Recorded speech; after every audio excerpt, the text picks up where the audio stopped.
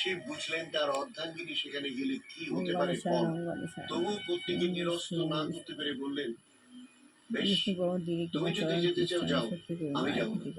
তোমার সঙ্গে বাহক হিসেবে নন্দী যান। অবশেষে সতী নন্দীবাহী হয়ে দক্ষের যজ্ঞস্থলে পৌঁছলেন। পিতার সম্মুখে এলো দক্ষ কন্যাকে দেখতে না পাওয়ার ভান করলেন। সতী পিতা মাতাকে প্রণতি জানিয়ে বললেন, পিতা, আমার স্বামীও আমাকে নিমন্ত্রণ জানাতে আপনি ভুলে গেলেন কেন?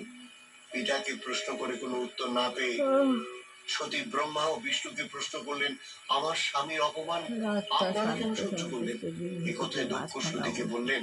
দক্ষ সতীকে কি বলেছিলেন এ কথার উত্তরে, সে কথা শোনাচ্ছি একটু বিরতির পর। সঙ্গে থাকুন, নিচ্ছি কালীকথায় আমি রয়েছি জগন্নাথ বসু আপনার সঙ্গে।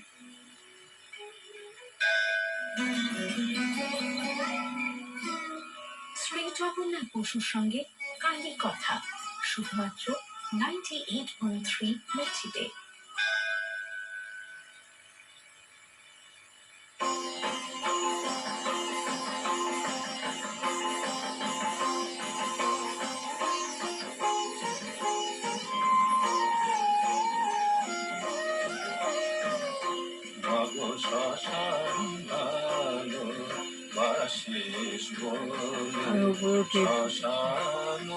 আমার কাছ থেকে চা কিনে নিলাম, আস্তে আস্তে নিচে নেমে এবার ফোন রিচার্জ করতে হবে। এই গুড়ে দিল বসে শেষে গুড়ে দিল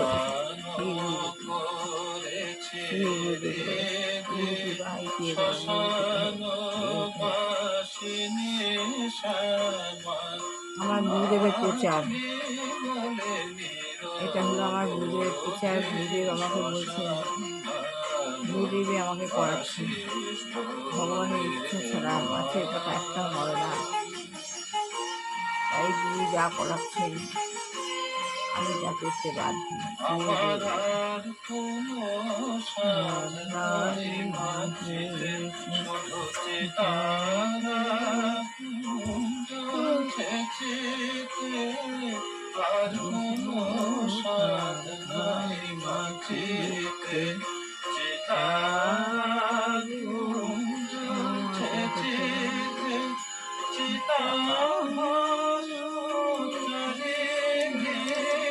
শ্বেত পদ্মা শুনে দেবী শ্বেত পুষ্প সরিত সেটা আমার ধারা নিত্যাগম ভঙ্গে পায় সেটা পুষ্প হস্ত চলচিত্রাঞ্জন চর্চিদের অলঙ্কার ভূমিতা বন্দিতা শিক্ষমান গীতা বলি বিষয়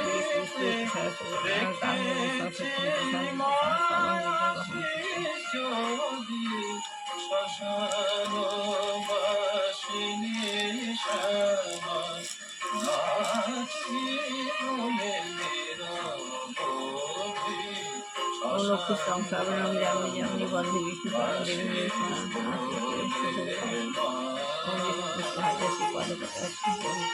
দেবী মহালক্ষ্মী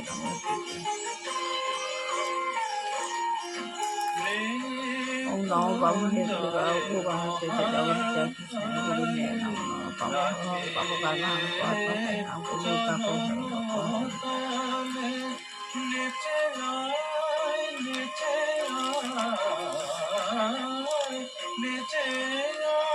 গীতা গীতা যা হচ্ছে তা বাকি হচ্ছে, যা হচ্ছে তা তুমি জানবে সংসার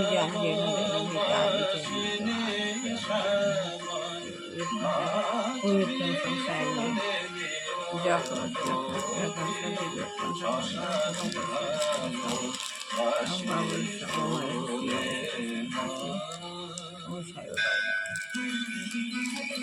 ভোরের আলোর সঙ্গে মিশে যাক মায়ের আশীর্বাদ। শুনছেন 98.3 মির্চিতে কালী কথা, সঙ্গে জগন্নাথ বসু।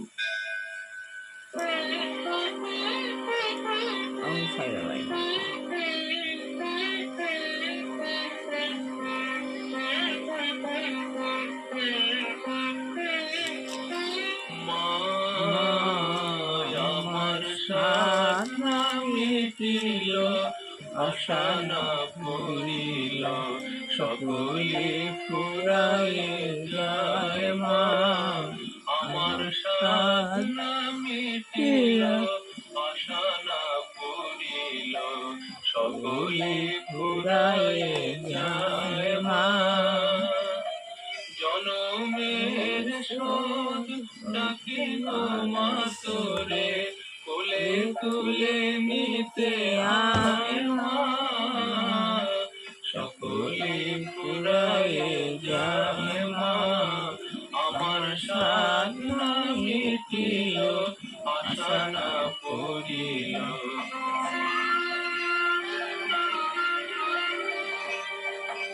পৃথিবীর কেউ ভালো তো বাসে না, এ পৃথিবী ভালোবাসিতে জানে না। পৃথিবীর কেউ ভালো তো বাসে না, এ পৃথিবী ভালোবাসিতে জানে না। যেথাতে শুধু ভালোবাসাবাসি, সেথা যেতে প্রাণ চায় মা। সকলে ফুরায়ে যায় মা, আমার সাধনা মিটিল, আশা না পড়িল।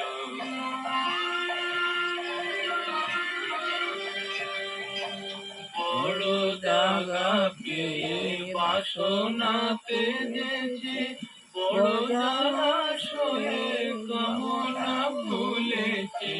বড় দাগা পেয়ে বাসনাতে যেছি, বড় জলাশয়ে কামনা ভুলেছি।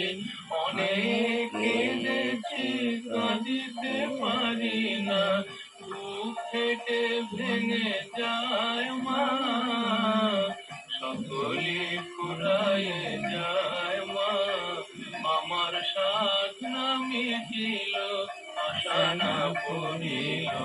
সকলে ফুরায়ে যায় মা, জনমের শোধ ডাকি গো মা তোরে, কোলে তুলে নিতে আয় মা।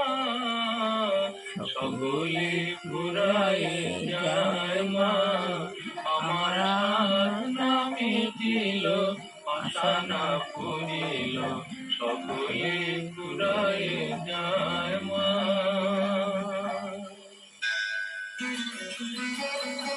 কেমন লাগছে কালী কথা? আপনার ভালোই মতামত লাগে কালী কথা। আমাদের জানান আশ্রমের নামের পরে 7890983983 নম্বরে। আর শুনতে থাকুন কালী কথা 98.3 মির্চিতে। শুনছেন কালী কথা শুধুমাত্র 98.3 মির্চিতে। তাহলে এইভাবে পশ্চিমবঙ্গে নবদ্বীপে সংকীর্তন আন্দোলনের সূচনা হয়েছে। সেই সূত্রে বাঙালির অত্যন্ত ভাগ্যবান, বাঙালিরা অত্যন্ত ভাগ্যবান। চৈতন্যের মনোহর শ্যাম শিব শিব চৈতন্য মহাপ্রভু ভবিষ্যৎ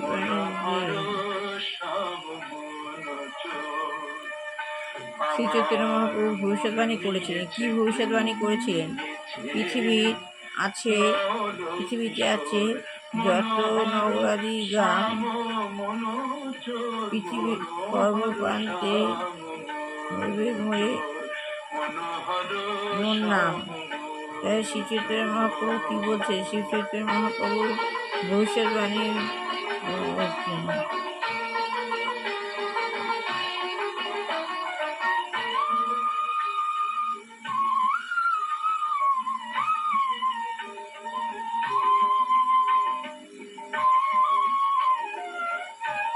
শ্রী চৈতন্য নগরাদি এইভাবে পশ্চিমবঙ্গের নবদ্বীপে তাদের বৃন্দাবনে সেই তো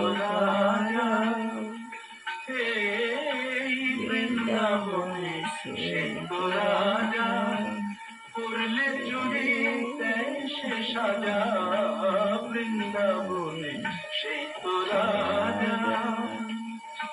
ওগো রাজা চুরি করলে বলো, জানাই করে নালিশ মোর রাজা। চুরি করলে বলো, জানাই করে নালিশ মোর।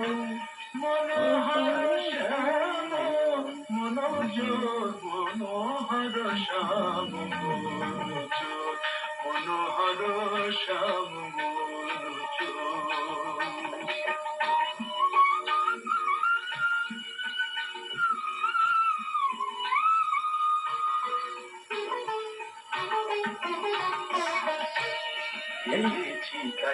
পৃথিবীতে আছে যত নগরাদি গ্রাম, পৃথিবীতে যত নগরাদি গ্রাম আছে সর্বত্র প্রচার হইবে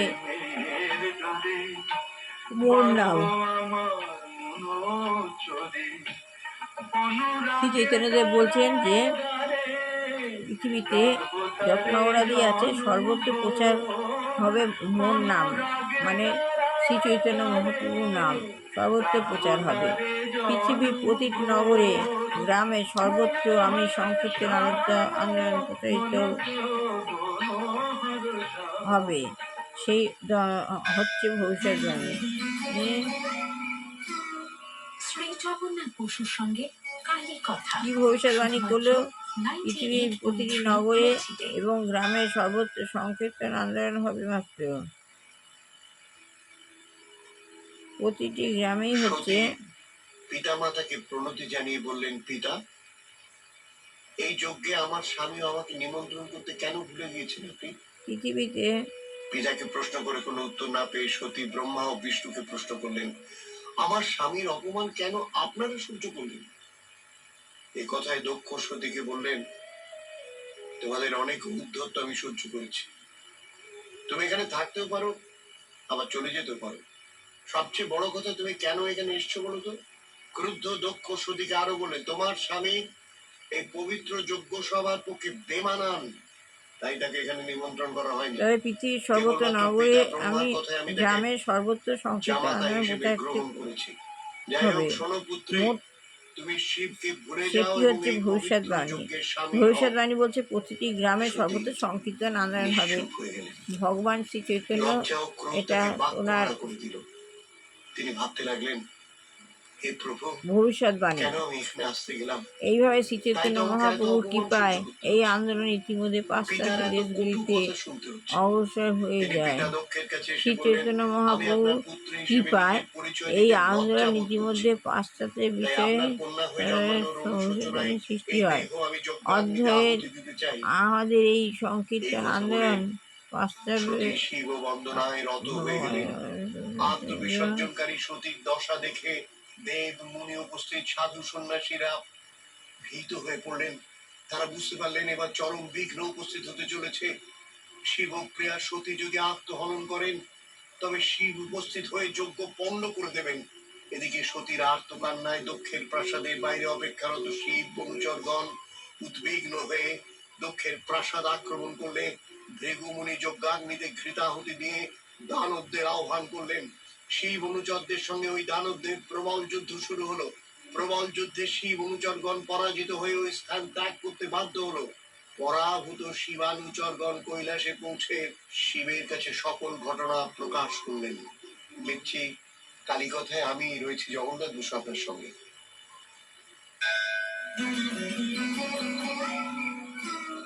শ্রী জগন্নাথ বসুর সঙ্গে কালী কথা। তাহলে এইভাবে শ্রী চৈতন্য মহাপ্রভুর কৃপায় এই আন্দোলন ইতিমধ্যে পাশ্চাত্য দেশগুলিতে প্রসার লাভ হচ্ছে।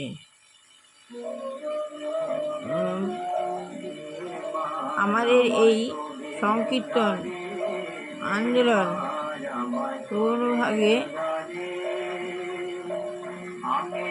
পাশ্চাত্যে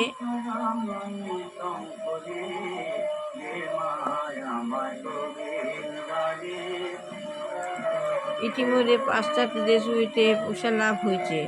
পাশ্চাত্য দেশগুলিতে প্রসার হচ্ছে। আমাদের এই সংকীর্তন আন্দোলন পাশ্চাত্য জগতে মন্দির ভ্রান্ত। কালে পাশ্চাত্য আন্দোলনের দেশগুলিতে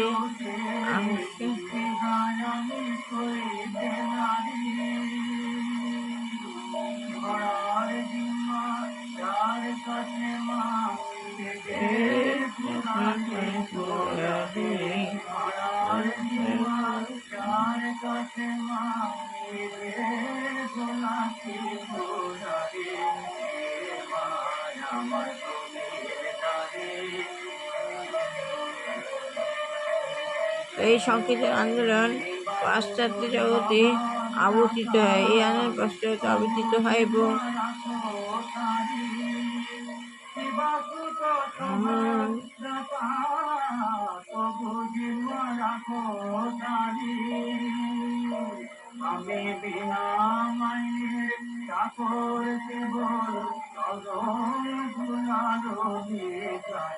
এই সময় আমি সেখানকার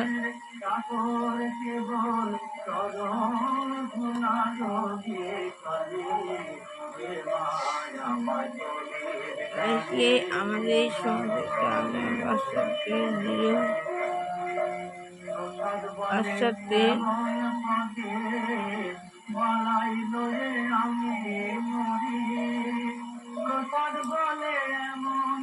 পাশ্চাত্য জগতে প্রবর্তিত হয় 1956 সালে নিউ ইয়র্ক শহরে। সেই সময় আমি সেখানকার স্পেকট্রিক্যাল তোমার পার্কে সেখানকার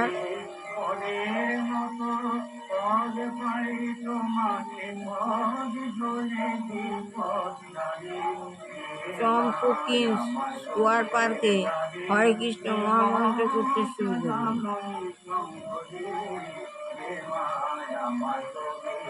পাশ্চাত্য সময়ে পাশ্চাত্য জগতে প্রবর্তিত 1956-66 সালে নিউ ইয়র্ক শহরে এই শহরে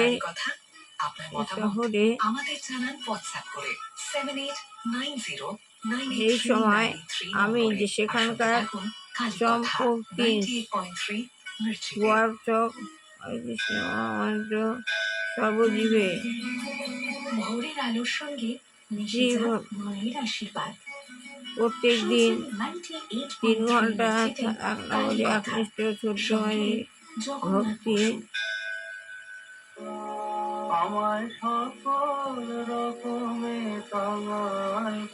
সেই সময় আমি সেখানকার টম্পকিন্স স্কোয়ার পার্কে একটা পার্কের নাম সেই পার্কে হরে কৃষ্ণ মহামন্ত্র কীর্তন করতে শুরু করেছিলেন। প্রত্যেক দিন 3 ঘন্টা এক নাগাড় এই ছোট্ট মুঘল ক্ষণিক বাণিকেরা মৃদঙ্গ বাজিয়ে কীর্তন করেন। প্রত্যেক দিন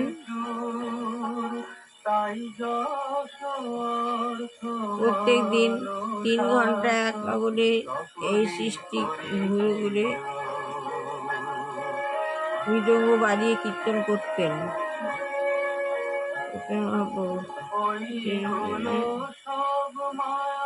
পরের দিন 3 ঘন্টা একবারে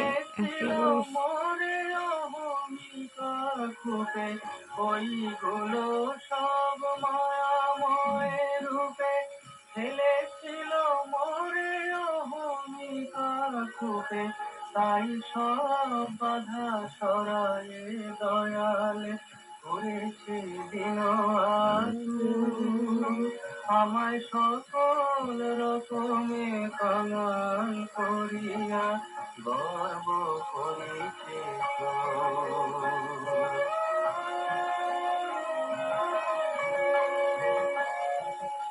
যায়নি এখনো দেহাতি কামতি এখনো নির্মায়া দেহতার প্রতি যায়নি এখনো দেহাতি কামতি এখনো নির্মায়া দেহতার প্রতি দেহটা যে আমি সেই ধারণায় হয়ে আছি ভরপুর তাই সকল রকমে কাঙাল করিয়া গর্ব করেছি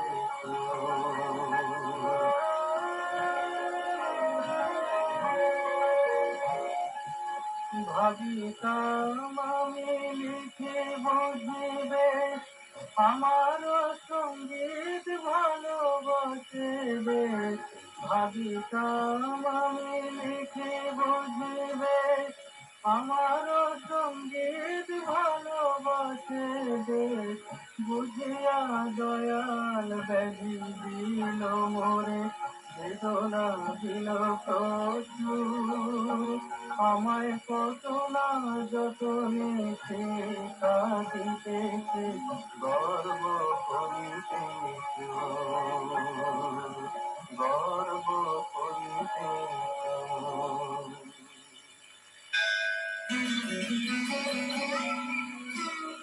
শ্রী জগন্নাথ বসুর সঙ্গে কালী কথা, শুধুমাত্র 98.3 মির্চিতে।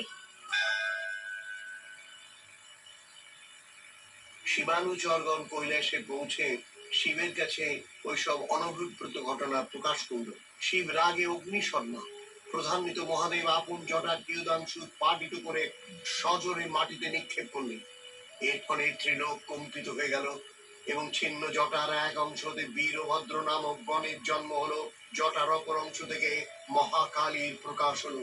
বীরভদ্র নতমস্তকে শিবকে প্রণাম করে এই মুহূর্তে তার কি কর্তব্য জানতে চাইলে শিব বললেন, বীরভদ্র, এই মুহূর্তে তুমি দক্ষকে হত্যা করে তার যজ্ঞ বিনষ্ট করো। যত অনুচর প্রয়োজন তুমি নিয়ে যাও। বীরভদ্র অনুচর সহ মহাকালীর নেতৃত্বে দক্ষ যজ্ঞস্থলে পৌঁছলো। বীরভদ্রের আগমনে যজ্ঞস্থলে অশুভ লক্ষণ দেখা দিল। দিবাভাগে শৃগালের রব শোনা গেল। রাজা দক্ষের বাম চক্ষু, বাহু ও পদযুগল কম্পিত হতে থাকলো। এসব অশুভ লক্ষণ দেখে দক্ষ ভীত হয়ে পড়লেন। এরপরে যজ্ঞস্থল কেঁপে উঠতে উপস্থিত সকলেই বুঝতে পারলেন যে দক্ষের বিরাট ভুলের জন্য একটা ভীষণ কিছু ঘটতে যাচ্ছে। দক্ষের কর্মের ফল পাবার সময় আসন্ন। এই সময় বীরভদ্র মহাকালী শিব অনুচর সহ দক্ষ যজ্ঞস্থল আক্রমণ করলো। রাজা দক্ষ তখন ভীত হয়ে দেবরাজ ইন্দ্রের শরণাপন্ন হলেন। ইন্দ্র তখন দেব সেনা নিয়ে ঐরাবতে চড়ে যজ্ঞস্থলে যুদ্ধ করতে এলেন। শিব অনুচরদের সঙ্গে দেবতাদের প্রবল যুদ্ধ হলো। ভৃগুমুনি দেবতাদের সহায়তা করার জন্য যজ্ঞাগ্নিতে ঘৃণাহুতি দিয়ে আরো কিছু দানবকে আহ্বান করলেন। যম অগ্নি সহ দেবতারা যুদ্ধ করতে লাগলেন। ইন্দ্র তার বজ্র দিয়ে নন্দীর মস্তকে আঘাত করলে নন্দী অচৈতন্য অবস্থায় ভুলুণ্ঠিত হয়ে পড়ল। তাই দেখে বীরভদ্র ইন্দ্রের দিকে বাণ নিক্ষেপ করলেন। ইন্দ্র ভয় পেয়ে পশ্চাৎ ধাবন করতে লাগলেন। তাই দেখে অন্যান্য দেবতারাও আকাশমুখী হয়ে স্বর্গের দিকে পালাতে লাগলেন। এই সময় বিষ্ণু গরুর বাহী হয়ে বীরভদ্রের সঙ্গে যুদ্ধ করতে এলেন। বীরভদ্র তখন বিষ্ণুর বুকে দৈবী ত্রিশূল বিদ্ধ করলে বিষ্ণু মূর্ছে গেলেন।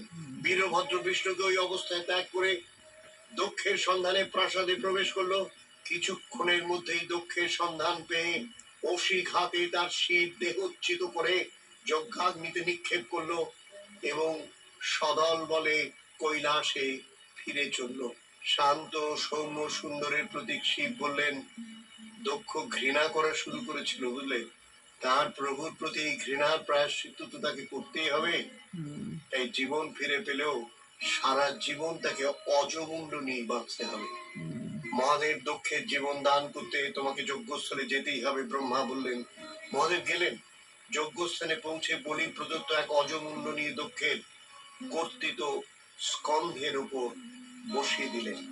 বেশ কিছুক্ষণ পর দক্ষ জেগে উঠলেন, যেন গভীর নিদ্রা হতে উত্থিত হলেন। চৈতন্য হয়ে চোখ খোলার পর প্রথমে শিবকে দেখতে পেলেন। তখন শাস্ত্র নয়নে শিবের চরণে পতিত হয়ে বলতে লাগলেন, প্রভু, কি ভীষণ দুর্মতি আমাকে আচ্ছন্ন করেছিল। আমি হতবুদ্ধি হয়ে আপনার বিরুদ্ধাচরণ করেছি, ক্ষমা করুন প্রভু। দক্ষ হলো শিবের শ্বশুর। যজ্ঞ সম্পন্ন করার অনুমতি দিন। শিব অনুমতি দিলে দক্ষ যজ্ঞ সম্পূর্ণ করলেন। আর শিব তিনি কৈলাসে ফিরে গিয়ে গভীর ধ্যানে মগ্ন হয়ে রইলেন। দেবাদিদেবের আশীর্বাদী হাত আপনার মাথায় পড়ুন। ভালো থাকুন, আনন্দে থাকুন, স্বস্তিতে থাকুন। দেখছি কালী কথায় আমি রয়েছি জগন্নাথ। তাই যেন হয়, তাই যেন হয়, তাই তাহলে এইটুকুনি পড়লাম। শ্রী চৈতন্য মহাপ্রভু মৃদঙ্গ বাজিয়ে কীর্তন করতেন, আর এই সমস্ত আমেরিকার ছেলেরা সেখানে সমবেত হতো। চৈতন্য মহাপ্রভু যখন কীর্তন করতেন মৃদঙ্গ বাজিয়ে, তখন আমেরিকার ছেলেরা সেখানে সমবেত হয়েছিলেন। শ্রীচৈতন্য সংকীর্তন করার জন্য আন্দোলন করেছিলেন পাশ্চাত্য জগতে। প্রবর্তিত 1966 সালে নিউ ইয়র্ক শহরে চৈতন্য মহাপ্রভু নিউ ইয়র্ক শহরে আন্দোলন কীর্তন কৃষ্ণ কীর্তন প্রচার করতে গিয়েছেন। সেই সময় সেখানকার মহামন্ত্র কীর্তন করতে শুরু করেন। কুয়ার পার্ক, ওটা একটা পার্ক, ওই পার্কে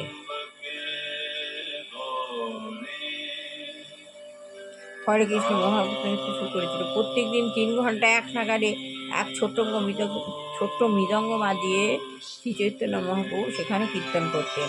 প্রত্যেক দিন 3 ঘন্টা এক নাগাড়ে। আর এই সমস্ত আমেরিকান ছেলেরা সেখানে সমবেত হতো। ক্রমে ক্রমে তারা এই আন্দোলনে যোগদান করতে শুরু করে। এইভাবে এই আন্দোলন প্রসার হচ্ছিল। এই আন্দোলনে যোগদান করতে শুরু করে। এইভাবে আন্দোলন প্রসার হচ্ছে। নিউ ইয়র্ক শহরে 26 নং সেকেন্ড এভিনিউ এর একটি ছোট দোকান ঘরে, ওখানে ছোট স্ট্রিটটা হচ্ছে 26 নং সেকেন্ড এভিনিউ, একটি ছোট দোকানে শ্রী চৈতন্য মহাপ্রভু ওই কীর্তন শুরু করেছিলেন। তারপর San Francisco, Montreal, Boston, Los Angeles, buffalo, Columbus ইত্যাদি স্থানে এসব জায়গার নাম। আমেরিকার এই জায়গাগুলো এই স্থানে শাখা প্রতিষ্ঠিত হয়। এখন 1970 লন্ডন এবং হার্মজুক শহরে 2টি শাখা সহ আমাদের 24টি কেন্দ্র আছে। এখন ওখানে লন্ডন শহরে প্রায় 24টা কেন্দ্র আছে। লন্ডনে আমেরিকার ছেলেমেয়েরা প্রচার করছে। তারা সন্ন্যাসী নয়, তারা বৈদান্তিক নয়, তারা হিন্দু ও ভারতীয় নয়, তারা সন্ন্যাসী নয়, বৈদান্তিকও নয়, হিন্দু ও ভারতীয় নয়, কিন্তু তারা অত্যন্ত ঐকান্তিকভাবে এই আন্দোলনকে গ্রহণ করেছে। লন্ডন টাইমসের একটি প্রবন্ধের শিরোনামায় বলা হয়েছিল যে কৃষ্ণ কীর্তন লন্ডনকে বিস্ময়ান্বিত করছে। এই কৃষ্ণ কীর্তন লন্ডনকে অবাক করে তুলছে।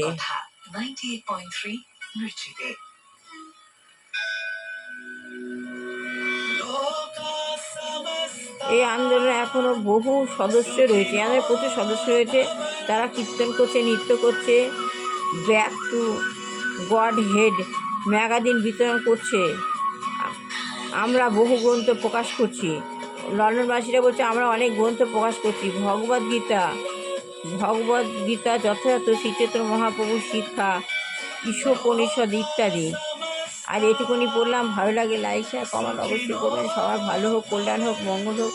দুষ্টু বাচ্চা মানুষের মানুষ হোক, বিবাহিত ছেলেমেয়ে হোক, চাকরিযোগ্য ছেলেমেয়ে চাকরি হোক, যে দু বাচ্চার এই গৃহিণী রয়েছে আমাদের পরিবেশকে নষ্ট করছে, তার সরিয়ে নেওয়া হোক, তার চেতনা দিক। আর যে গৃহে গ্রহগ্রস্ত বৃদ্ধ বৃদ্ধা যুবক যুবতী রয়েছে, ভগবান যেন তাদের মুক্তি দেয়। শত্রু দমন করো, সংকট মোচন করো, আলোকে বিজয়ী করো, বিজয়ী উদ্যম। তাই করাও ভগবান, শত্রু দমন করো। আমার ছেলে বৌমাকে ভালো রেখো, ওদের ভালো রেখো, কল্যাণ করো, মঙ্গল করো। তোমার আশীর্বাদ সবসময় ওদের যেন থাকে, ওদের কাজে উন্নতি দাও। শত্রু দমন করো, সংকট মোচন করো, ওদের সমস্ত বিপদ মুক্তি করো। আমার ছেলেকে বৌমাকে ভালো রেখো। এই বলে আমি আজ শেষ করলাম। হরে কৃষ্ণ কৃষ্ণ কৃষ্ণ হরে হরে, হরে রাম রাম রাম হরে হরে, হরে কৃষ্ণ কৃষ্ণ কৃষ্ণ হরে হরে, হরে রাম। অনুকূল থাকো। হরে রাম রাম রাম হরে হরে, গুরু রাম হরে কৃষ্ণ কৃষ্ণ কৃষ্ণ, গুরু রাম হরে রাম রাম গুরু হরে, গুরু কৃষ্ণ কৃষ্ণ কৃষ্ণ গুরু রাম হরে রাম রাম গুরু হরে, শ্রী গুরু শ্রী গুরু শ্রী গুরু জয়, শ্রী গুরু শ্রী গুরু শ্রী গুরু জয়। বলো গুরু কি পাহি কে বলো, বলো গুরু কি পাহি কে বলো, বলো গুরু কি পাহি কে।